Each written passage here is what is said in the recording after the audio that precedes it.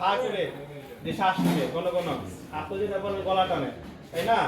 আবার যদি কম হয়ে যায় তাহলে কি হবে? যে বাচ্চাগুলো একসাথে দলা বেঁধে যাবে, একটা আরেকটার সাথে দলা বেঁধে যাবে, একটা আরেকটার উপরে উঠবে, বাচ্চাগুলো মারা যেতে পারে, তাই না? এই জন্য তাপমাত্রা কমও দেওয়া যাবে না, আবার বেশি দেওয়া যাবে না। তার বেশি দিলে কি হবে? সে হাঁপাবে, তার পানির পিপাসা বেশি ধরবে, সে বেশি বেশি পানি খাবে, বেশি বেশি পায়খানা করবে, বেশি বেশি পায়খানা করলে একটা দ্রুত ভিজে যাবে। তখন আপনারা বলেন যে আমরা এই যে পেপার দিচ্ছি, পেপার তো দ্রুত ভিজে যায়। আপনারা এখানে করে জানতে চাই আপনাদের কাছ থেকে যে ব্রয়লার কালার বা সোনালি এই বাচ্চাগুলোকে পালার জন্য প্রাথমিক অবস্থায় বা প্রথম সপ্তাহে আদর্শ তাপমাত্রা কত দিতে হবে আমাদেরকে? জানা আছে থাকতে পারেন? হ্যাঁ, 32। একজন বছর 32। আপনার কোন সাথে একমত বা কারো কি কোনো অন্য কোনো মতামত আছে? আপনারা কি আমার কথা বুঝেন?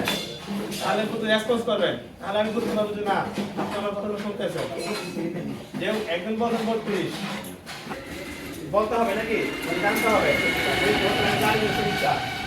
তাহলে এই শরীরের তাপমাত্রা হচ্ছে, যদি আমি সেন্টিগ্রেড তাপমাত্রা বলি সেন্টিগ্রেড স্কেলে, সেটা হবে 35 ডিগ্রি সেলসিয়াস।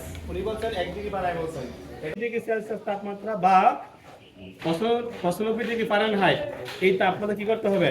নিশ্চিত করতে হবে।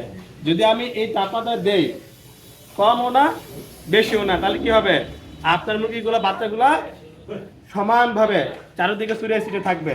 সে ঠিক মতো খাদ্য খাবে, ঠিক মতো পানি খাবে, ঠিক মতো সে হাঁটাচলা করবে এবং বাচ্চাগুলা ফুরফুরা থাকবে, চনমনা থাকবে।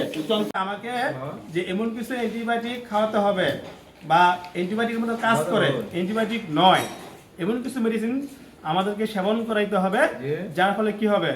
যে মুরগির বাচ্চার যে